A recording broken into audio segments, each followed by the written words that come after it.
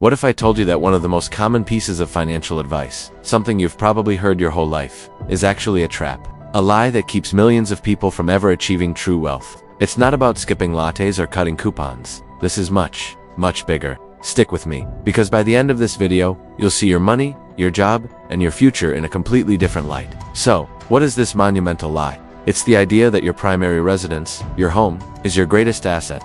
Now, I can feel some of you getting ready to click away. My house is worth way more than I paid for it. It's my biggest asset. I hear you. On paper, it looks that way. But the reality is far more complex. We need to redefine what an asset truly is. The simplest, most powerful definition of an asset is something that puts money asterisk into asterisk your pocket. A liability is something that takes money asterisk out, asterisk of your pocket. Let's run the numbers on a typical home. You have a mortgage payment every single month. That's money out. You have property taxes, which only seem to go up.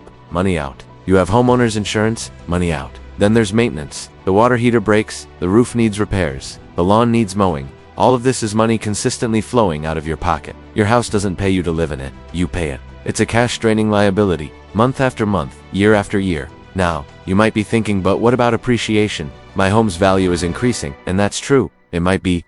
This is the part of the lie that makes it so believable. You see the Zillow estimate go up and feel richer, but that appreciation is unrealized. It's paper wealth, you can't spend it. You can't use it to pay your bills. The only way to access that equity, that appreciation, is to sell your house or take out a loan against it, like a HelloC. If you sell, you have to buy another place to live, which has likely also appreciated in value. So you're often just trading one expensive house for another. Plus, you'll incur significant costs like realtor fees, closing costs, and moving expenses. If you take out a loan against your equity, you've just increased your debt and your monthly payments. You've literally turned your asset into a bigger liability. The cash is flowing out even faster. So, if your house isn't a true asset, what is? True assets are things that generate income for you without you having to actively work for it. Think about a rental property. You buy a house, and a tenant pays you rent. After you pay the mortgage, taxes, insurance, and set aside money for repairs. If there's cash left over, that's positive cash flow. That property is now putting money, asterisk, into asterisk your pocket every month. That's a real asset. Other examples of true assets include dividend-paying stocks. You own a piece of a company, and they send you a check every quarter just for being a shareholder. That's money in your pocket. Or maybe you own a small business that is set up to run without your daily involvement. The profits it generates are income for you. You could write a book or create an online course. Once the work is done, it can continue to sell and generate royalties or sales for years. These are assets. They work for you, instead of you working for them. The fundamental shift in mindset we need to make is to stop focusing on acquiring liabilities that we think are assets, and start focusing on acquiring true income-producing assets.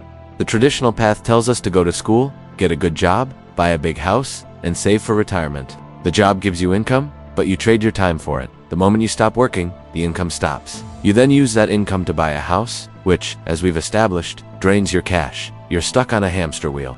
The wealthy understand this distinction. They use their income from their job or business to buy assets first. They buy rental properties, stocks, businesses, things that generate more income. Then, they use the cash flow from those assets to pay for their liabilities and lifestyle, including their primary residence. Their assets buy their luxuries. Their assets pay for their home. This is the secret. They make their money work for them, so they don't have to work for money forever. This doesn't mean you shouldn't buy a home. A home provides stability, security, and a place to create memories. It has immense personal value, but you must stop thinking of it as your primary financial investment. It is a place to live, it's a lifestyle choice, and it's an expensive one. Viewing your home as a consumption item rather than an investment frees you from the trap. So how do you start making this shift?